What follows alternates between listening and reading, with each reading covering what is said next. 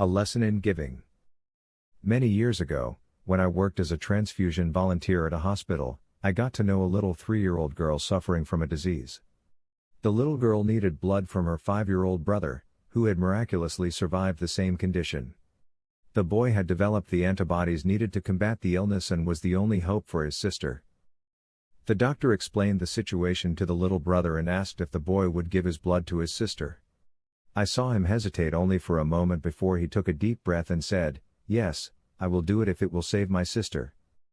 As the transfusion progressed, he lay in bed next to his sister and smiled, seeing the color returning to her cheeks. Then his face grew pale, and his smile faded.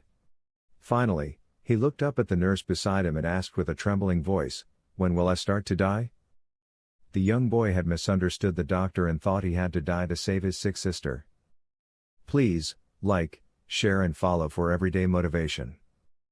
Thank you.